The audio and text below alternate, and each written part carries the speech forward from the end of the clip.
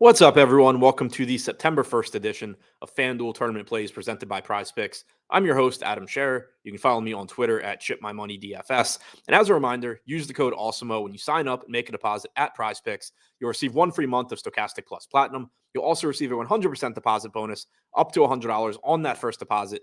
We only have a 3-game MLB slate tonight.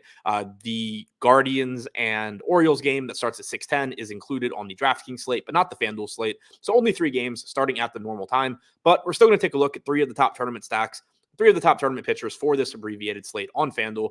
Starting with the top stacks, number 3, the Arizona Diamondbacks taking on Brandon Woodruff tonight in Arizona. The fact that I'm mentioning a stack against Brandon Woodruff is indicative of this being a 3-game slate, but the Diamondbacks are only projected for 8% ownership with a 9% chance of being the top scoring stack and 12% chance of being the top value stack. Their lineup did get a nice bump with them calling up Corbin Carroll from the minors. He is the first or second best hitting prospect in baseball, depending on where you look. If you ask me, he's clearly second behind Gunnar Henderson, but that's neither here nor there. He is very good, gives you a lot of upside from a DFS standpoint, also makes life a little bit more difficult for Brandon Woodruff. The Diamondbacks active roster currently has a 98 WRC plus and 160 ISO. Woodruff has struck out 29.6% of hitters with a 3.31 xFIP so far this season. Number 2, the Texas Rangers taking on Rich Hill tonight in Boston. Hill has struck out 19.7% of hitters with a 4.1 xFIP so far this season. The Rangers are projected for 12% ownership with a 17% chance of being the top scoring stack and a 13% chance of being the top value stack. Their active roster has a 108 WRC plus and 170 ISO. And number 1, the Atlanta Braves taking on Chad Kuhl tonight in Atlanta. The Braves are projected for 24% ownership with a 27% chance of being the top scoring stack, in addition to a 16% chance of being the top value stack. Kuhl has a 16.6% strikeout percentage with a 4.99 xFIP so far this season. The Braves active roster has a 112 WRC plus and 187 ISO so far this year.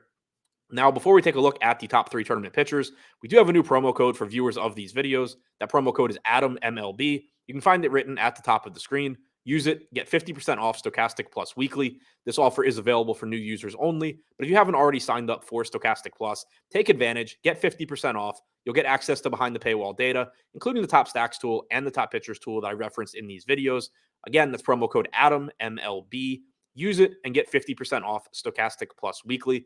Now, taking a look at the top 3 tournament pitchers, number 3, Spencer Strider, 58% projected ownership, 24% chance of being the top scoring pitcher, 18% chance of being the top value pitcher.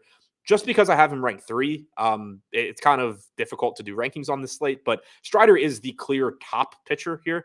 It's just that he's getting 58% ownership while a couple of the other good pitchers are getting a lot less. But I don't think you should be dissuaded from getting to him. If you have somehow a contrarian team, by all means, go to Strider. He has a fantastic matchup against the Rockies. They have a 78 WRC plus and 23.1% strikeout percentage outside of Coors Field this year. Their projected lineup has 6 right-handed hitters, and Strider has struck out greater than 42% of the righties that he's faced this year. Overall, he has a 36.1% strikeout percentage, which is 6.5 points higher than the next closest pitcher on the slate. He has a 2.49 xFIP. He's $9,900. There's absolutely nothing negative about Spencer Strider here. The only reason he's 3rd is that with it only being a one-pitcher site, him pulling nearly 60% ownership means you can still get some very good other pitchers at a lot less ownership. Number 2, Merrill Kelly, 12% projected ownership, 19% chance of being the top scoring pitcher, 16% chance of being the top value pitcher at $9,400, taking on the Milwaukee Brewers in Arizona. The Brewers have plenty of power in their lineup but they also do have a 23.2% strikeout percentage, 108 WRC plus. Kelly doesn't get a lot of strikeouts, only a 21.4% strikeout percentage, but he does a good job limiting power and has a 3.87 xFIP so far this season. He is a reasonable option on the short slate, even though he doesn't give you the same sort of strikeout upside that Strider and Woodruff do. And number 1, Brandon Woodruff, $10,500, so $600 more expensive than Strider. A little bit more difficult matchup against the Diamondbacks, although it's not a bad matchup.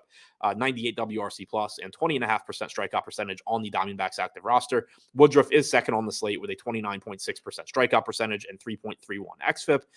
He is projected for 17% ownership with a 23% chance of being the top scoring pitcher, a 15% chance of being the top value pitcher. In cash games, again, I think Spencer Strider is clearly the top option. In lineups where ownership doesn't really matter, Strider, I think, is clearly the top option, but you probably shouldn't be getting a 3+1 discount going from Strider to Woodruff, given how good Woodruff is, which is why I have Woodruff as the number one option here against the Diamondbacks. So to recap, the top 3 tournament stacks: number 3, the Arizona Diamondbacks; number 2, the Texas Rangers; number 1, the Atlanta Braves; and the top 3 tournament pitchers: number 3, Spencer Strider; number 2, Merrill Kelly; and number 1, Brandon Woodruff.